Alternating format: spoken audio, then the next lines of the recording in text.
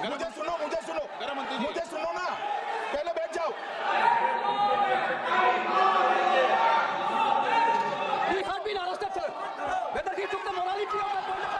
दोस्तों बहुत बहुत स्वागत करता हूं आप सभी का। गृह मंत्री अमित शाह एक बिल लेकर आए थे संसद में पेश करने के लिए। वो बिल पेश तो हो गया लेकिन पास नहीं हो पाया। भारी हंगामे के बाद आखिरकार मोदी सरकार को झुकना पड़ा।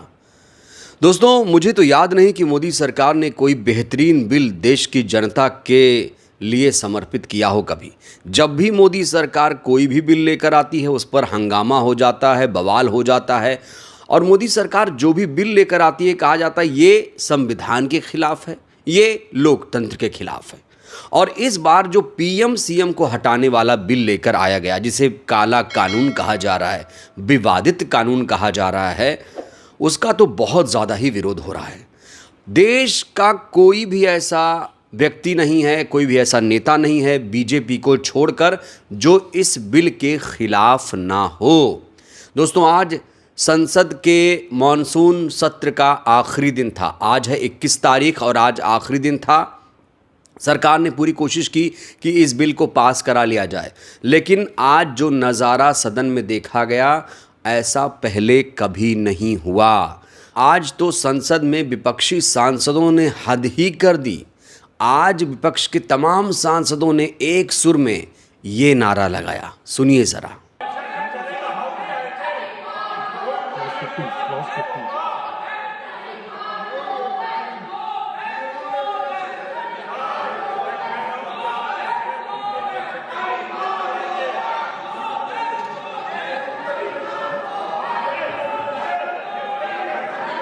I shall now put clause 15 to vote. Those in favor of वापस जाओ तड़ी पार, वापस जाओ, गो बैक तड़ी पार, गो बैक के नारे संसद में पहली बार सुनाई दे रहे थे।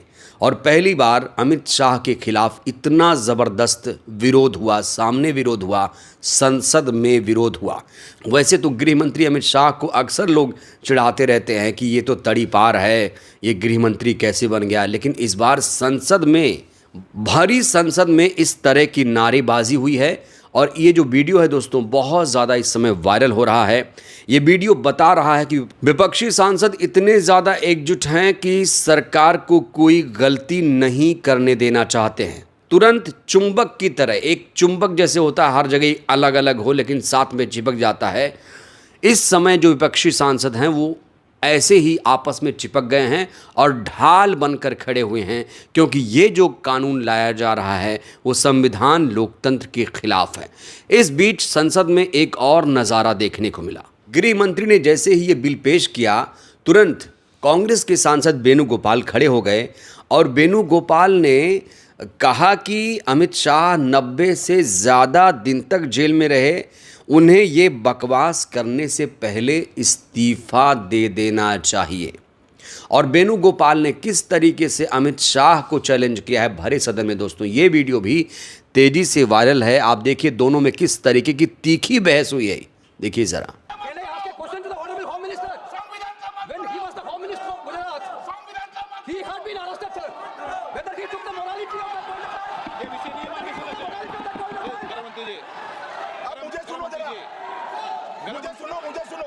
मुझे सुनो ना, पहले बैठ जाओ। माननीय अध्यक्ष जी, मैं रिकॉर्ड क्लियर करना चाहता हूं। मुझ पर झूठे आरोप लगाए तब अरेस्ट होने के पहले मैंने नैतिकता के मूल्यों का हवाला देकर इस्तीफा भी दिया। और जब तक मैं कोर्ट से निर्देश नहीं हुआ कोई संविधान पद मैंने स्वीकार नहीं किया। ये क्या सिखाते हैं नैतिकता में? मैं तो इस्तीफा देकर गया था। तो ये जो वीडियो हमने आपको दिखाया ये बहुत ज़्यादा वायरल है। एक तो गो बैक तड़ी पार गो बैक, और दूसरा ये कि जो व्यक्ति 90 दिनों तक जेल में रहा हो, तड़ी पार रहा हो, वो इस तरह के कानून बना रहा है, वो व्यक्ति नैतिकता सिखा रहा है।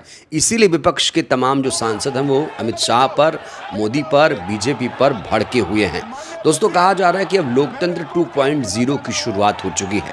कहा जा रहा है कि वोट चोरी, सीएम को जेल और कुर्सी जब्त कर लो, अगर किसी पर कोई केस ना हो तो ईडी को लगा दो। कहा जा रहा है बिल्कुल लोकतंत्र का ये लोग मजाक बना के रख दिए हैं। इनमें नैतिकता नाम की कोई चीज़ नहीं रह गई है। तो इस बिल को लेकर लोगों की तरह तरह की प्रतिक्रियाएं भी सामने आ रही हैं, क्योंकि कहा जा रहा है कि सरकार के पास 2/3 बहुमत नहीं है। ऐसे में सरकार ये बिल राज्यसभा में नहीं पास करा पाएगी। हालांकि ये बिल लोकसभा में पेश होने की जानकारी मिल रही है। खबर तो ये भी है कि ये बिल अब जेपीसी के पास जाएगा, क्योंकि ये विवादित है और इस पर गहन चर्चा की ज़रूरत है। जेपीसी जॉइंट पार्लियामेंट्री के पास ये बिल जाएगा, वहाँ पर इसको लेकर चर्चा होगी। इस बीच बहुत सारे जो इंटेलेक्चुअल्स हैं, जो चिंतक हैं, इसको लेकर अपनी अपनी प्रतिक्रियाएं दे रहे हैं। अंग्रेज़ी अखबार हिंदुस्तान टाइम्स के राजनीतिक संपादक विनोद शर्मा ने कहा है कि ये बस पेश कर देंगे ये बिल, फिर बिल सेलेक्ट कमेटी के पास चला जाएगा। नहीं लगता कि इस बिल पर चंद्रबाबू नायडू की टीडीपी सहमत होगी। टीडीपी के समर्थन से ही नरेंद्र मोदी प्रधानमंत्री बने हुए हैं। इस बिल का मकसद एक माहौल बनाने की कोशिश है कि सरकार राजनीति के अपराधीकरण और भ्रष्टाचार को लेकर बहुत सख्त है। विनोद शर्मा कहते हैं कि इस बिल के पास हो जाने के बाद राज्यपाल को किसी भी मुख्यमंत्री को हटाने का अधिकार मिल जाएगा। ये दूसरी बात है कि राज्यपाल पर अपने पद का दुरुपयोग करने का सबसे ज़्यादा आरोप लगता है। हालांकि राज्यपाल को इस कानून के दायरे से बाहर रखा गया है। इस बिल पर राज्यसभा के जो आरजेडी सांसद हैं मनोज झा साहब, उन्होंने कहा है कि अभियुक्त और दोषी का फ़र्क मिटाने की तैयारी है। ईडी को सुप्रीम कोर्ट ने कहा था कि आप राजनीतिक गेम का हिस्सा बन रहे हैं। जहां आप चुनाव नहीं जीत सकते, वहां विपक्ष को हटाने का तरीका है। मनोज झा कहते हैं कि उन्हें तो लगता है कि अपने भी दल में कुछ लोगों को गृह मंत्री निपटाने की तैयारी कर रहे हैं। तो यहाँ पर कहा जा रहा है न सिर्फ विपक्षी दलों को निपटाया जाएगा, बल्कि जो इनके लोग हैं, खासतौर से नीतीश और नायडू, इनको यहाँ पर डराने की कोशिश की जा रही है कि नीतीश नायडू किसी तरीके से सरकार में बने रहें, क्योंकि अगर ये कानून बन जाता है खुदा न खास्ता, तो सबसे ज़्यादा डर नीतीश और नायडू को ही होगा। तो इस बिल की चौतरफा आलोचना हो रही है। वहीं दीपांकर भट्टाचार्य सीपीआईएम नेता ने कहा है कि ये संसदीय लोकतांत्रिक व्यवस्था पर सीधा हमला है। दीपांकर ने कहा कि इस बिल के जरिए केंद्रीय एजेंसियों ईडी, सीबीआई, आईटी और एनआईए का दुरुपयोग बढ़ेगा। तो कुल मिलाकर ये एक राजनीतिक टूल बन जाएगा, हथियार बन जाएगा। जो पार्टी सत्ता में रहेगी, केंद्र में रहेगी, वही सारे पार्टियों को नचाएगी।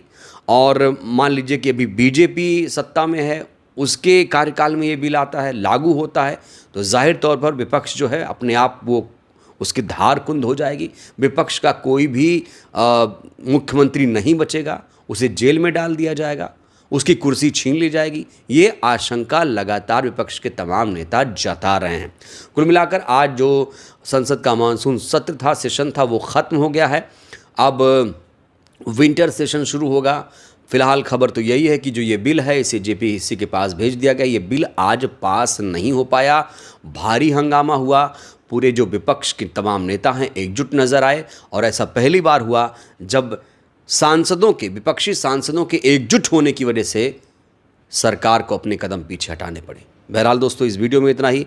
आज जिस तरीके से सदन में हंगामा हुआ, जिस तरीके से सरकार ये बिल लाना चाहती है, सरकार की मंशा को लेकर आप लोग क्या सोचते हैं? इस बिल के आप पक्ष में हैं, विपक्ष में हैं, समर्थन में हैं, विरोध में हैं? प्रतिक्रिया